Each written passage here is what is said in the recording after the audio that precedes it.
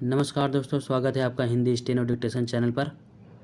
परीक्षा की दृष्टि से बहुत ही महत्वपूर्ण रामधारी गुप्ता खंड 1 का डिक्टेशन है ये। और आज से हम इस सीरीज़ को शुरू कर रहे हैं। रामधारी गुप्ता जो प्रतिलिखन संख्या 1 से 100 तक हम कवर करेंगे इस सीरीज़ में। तो आज ये 80 शब्द प्रति मिनट की गति से ये पहला डिक्टेशन है। बहुत ध्यानपूर्वक लिखिएगा, बहुत अच्छा मैटर है। बहुत सारे लोगों की डिमांड थी कि यहाँ से बोला जाए, इसलिए हम आज से शुरू कर रहे हैं। तो आप इसको अच्छे से लिखिए और डेली इसमें से 1 या 2 डिक्टेशन बोला जाएगा रामधारी गुप्ता खंड 1 से। तो चलिए शुरू करते हैं। चैनल को ज़रूर सब्सक्राइब कर लीजिएगा। डिक्टेशन शुरू होगा 2 सेकंड में। Ready, start. सभापति महोदय, मैं रक्षा मंत्रालय की मांगों का समर्थन करने के लिए खड़ा हुआ हूँ। वर्तमान घटनाओं से पता चलता है कि संसार का हर देश अपनी सुरक्षा के बारे में चिंतित है और उसके लिए हर प्रयत्न कर रहा है। इस दृष्टि से अन्य देशों की तरह हमारे देश में भी रक्षा मंत्रालय का महत्व है। मुझे इस बात की खुशी है कि जहां अन्य मंत्रालयों की उनके पिछले साल के कामों के बारे में काफ़ी आलोचना हुई है, वहां इस मंत्रालय की कम आलोचना हुई है। इससे पता चलता है कि इस मंत्रालय ने पिछले साल अच्छा काम किया है।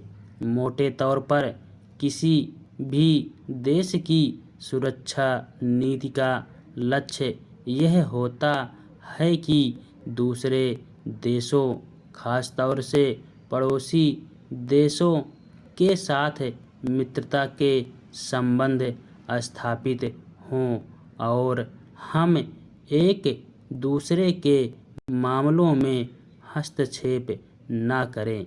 लेकिन उसके साथ यह भी ज़रूरी होता है कि हम अपने देश की सीमाओं और अखंडता की रक्षा करें।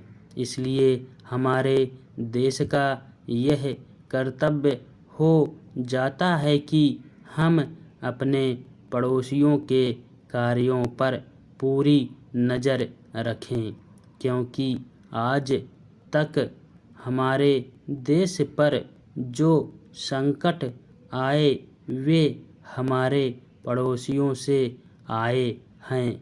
1965 में पाकिस्तान के साथ जो लड़ाई हुई और उसके बाद ताशकंद में जो समझौता हुआ वह सिर्फ कागज़ पर ही रहा। पाकिस्तान ने उस पर कोई अमल नहीं किया। इस दृष्टि से बहुत ज़रूरी है कि हम अपने देश की सुरक्षा की हर तरह से व्यवस्था करें। हमारा उद्देश्य दूसरों पर आक्रमण करना नहीं है, लेकिन यदि हम पर कोई आक्रमण करे तो हम में इतनी शक्ति अवश्य होनी चाहिए कि हम उसका डटकर सामना कर सकें। आप जानते हैं कि पिछले दिनों पाकिस्तान को अमेरिका और चीन से काफ़ी मदद मिली है। रक्षा मंत्रालय की रिपोर्ट में भी कहा गया है कि पिछले साल अमेरिका ने पाकिस्तान को 1500 करोड़ रुपए की फौजी सहायता दी है। आज जहां हम फौजी सामान के लिए अपने कारखानों की मदद से अपनी शक्ति बढ़ाने का प्रयास कर रहे हैं, वहां पाकिस्तान संसार के देशों से फौजी सामान खरीद रहा है। अपनी नीति के कारण वह सब देशों से लाभ उठा रहा है। मेरा सुझाव है कि हमको भी अपनी शक्ति बढ़ाने के लिए संसार के अन्य देशों से अधिक फौजी सामान खरीदना चाहिए।